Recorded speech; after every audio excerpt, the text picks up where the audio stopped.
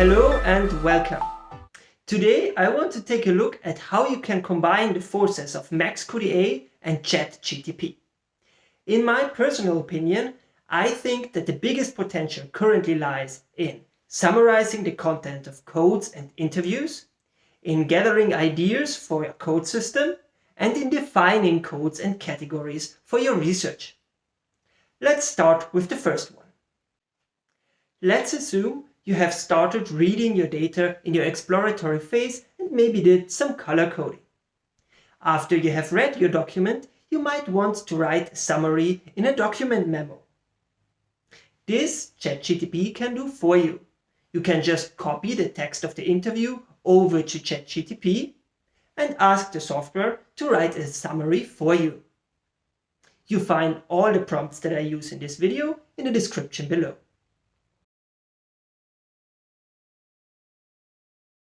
Once we received the summary for this interview, we can just copy it and paste it back into the document memo.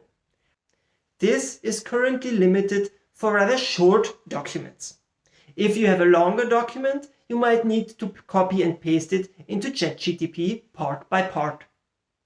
However, you cannot only use this to summarize documents.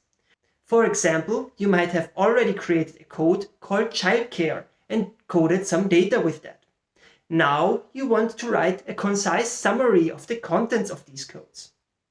For this, we can export the segments of these codes over into Excel and then copy it from Microsoft Excel over to ChatGPT.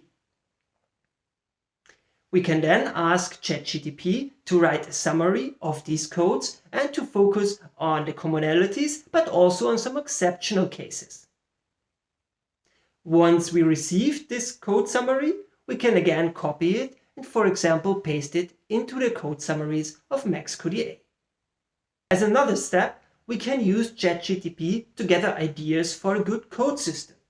For this, I would recommend that you first look through your data and code important segments with the color coding function.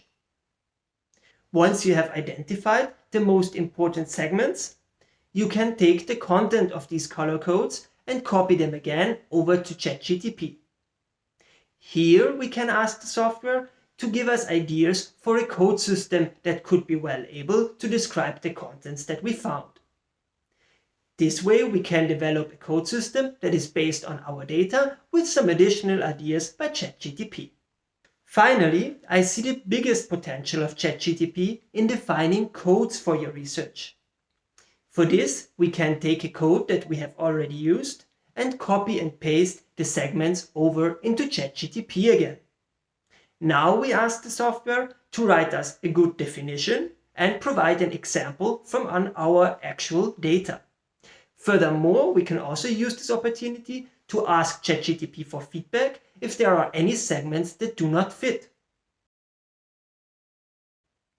As we see in this example, ChatGPT does not only provide quite a solid definition and an actual example from our data, but it also points out some cases where segments ended up in this code that definitely don't belong there.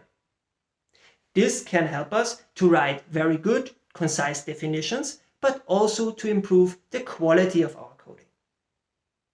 In conclusion, ChatGPT is very powerful in summarizing the content of your codes. This is especially helpful if you already choose your pre-selected content and this way keep control over the output. Here, be careful to not trust any summary that ChatGPT wrote of text that you did not read yourself. You need to question the result because ChatGPT is well known to hallucinate and might sometimes come up with odd information that does not appear in your data at all. Furthermore, ChatGPT is very helpful in writing concise definitions and to get you new ideas for your code system. Be careful to use any text in your actual thesis, because this might get you in trouble if someone recognizes that this was AI generated. However, for writing memos or summaries for your internal use, for gathering ideas and feedback for your work, ChatGPT is a very powerful assistant. If you have any further questions, feel free to contact me via phone or email. I would love to get in touch.